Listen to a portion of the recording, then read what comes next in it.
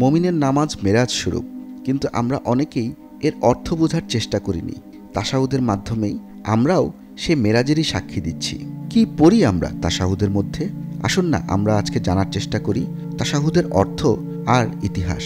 তার আগে আপনি যদি চ্যানেলটি সাবস্ক্রাইব না করে থাকেন তবে সাবস্ক্রাইব করে নিন।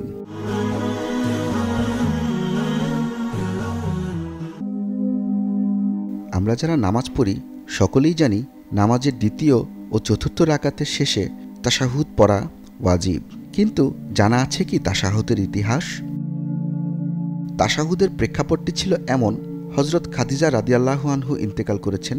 মক্কায় কিছু মানুষ ইসলামের ছায়াতলে আশ্রয় লাভ করলেও অধিকাংশই তখনও মুশরিক রয়ে গেছে। এ নিয়ে রাসূল সাল্লাল্লাহু আলাইহি সাল্লামের মনে অনেক ব্যথা। দিনে দিনে তার উপর কুরাইশদের অত্যাচারের মাত্রাও বেড়ে যাচ্ছে। এমন অবস্থায় আল্লাহ পাক রব্বুল আলামিন রজব মাসের এক মহিমান্বিত রাতে তার প্রিয় বন্ধুকে জিবরাইল আলাইহিস সালামের মাধ্যমে তার সান্নিধ্যে ডেকে নিলেন, যা ইতিহাসে মেরাজ নামে পরিচিত।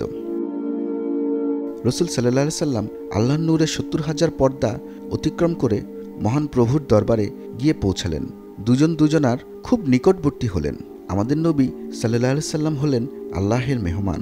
সুন্নত তরিকা হলো মেহমান কারো বাড়িতে গেলে তার জন্য কিছু উপহার নিয়ে যাওয়া। স্বয়ং আল্লাহ তাআলার সঙ্গে সাক্ষাতে গেছেন প্রিয় নবী, তিনি কি নিয়ে যেতে পারেন? আল্লাহ তো দুনিয়াবি কোনো কিছুর মুখাপেক্ষী নন। তাহলে আল্লাহর হাবিব রাসূলুল্লাহ সাল্লাল্লাহু আলাইহি সাল্লাম যখন আল্লাহের খুব নিকটবর্তী হলেন, তখন শ্রেষ্ঠ উপহার হিসেবে তিনি পড়লেন আত-তাহিয়াতু লিল্লাহি ওয়াস-সালাওয়াতু ওয়াত-তাইয়্যিবাত, অর্থাৎ সকল মর্যাদাব্যঞ্জক ও সম্মানব্যঞ্জক সম্বোধন আল্লাহর জন্য। সমস্ত শান্তি, কল্যাণ ও প্রাচুর্যের মালিক একমাত্র আল্লাহ। সকল প্রকার পবিত্রতার মালিকও তিনি।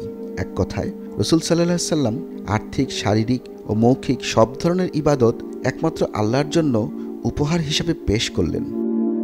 অতঃপর আল্লাহ তাআলা রাসূল সাল্লাল্লাহু আলাইহি সাল্লামকে 3টি জিনিস দিলেন এভাবে: আসসালামু আলাইকা আইয়ুহান নাবিয়্যু ওয়া রাহমাতুল্লাহি ওয়া বারাকাতুহু, হে নবী, আপনার প্রতি শান্তি বর্ষিত হোক, আল্লাহর অনুগ্রহ ও রহমত বর্ষিত হোক। উম্মতের কাণ্ডারি আমাদের নবী এমন মিলন মুহূর্তেও তার উম্মতের কথা ভুলে যাননি। আল্লাহর অনুগ্রহ উম্মতের জন্যও চেয়ে নিলেন এভাবে: আসসালামু আলাইনা ওয়া আলা ইবাদিল্লাহিস সালিহিন, যার অর্থ আমাদের প্রতি এবং আল্লাহর সকল নেক বান্দার প্রতি শান্তি বর্ষিত হোক।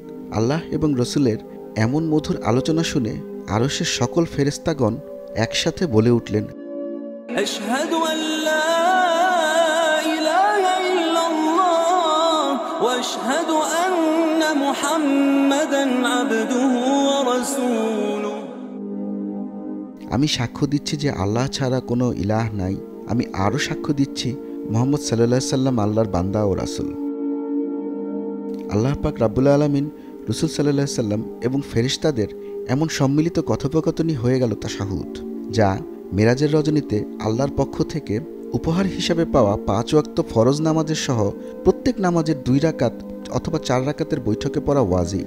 ওমর রাদিয়াল্লাহু আনহু বলেন, তাশাহুদ ছাড়া কোনো নামাজই যথেষ্ট না।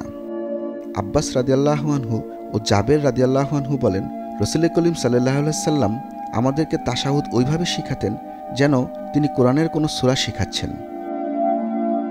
তাশাহুদের মাধ্যমেই আমরাও সেই মেরাজেরই সাক্ষী দিচ্ছি। আল্লাহ আমাদের সকলকে বুঝে আমল করার তৌফিক দান করুন। আমিন।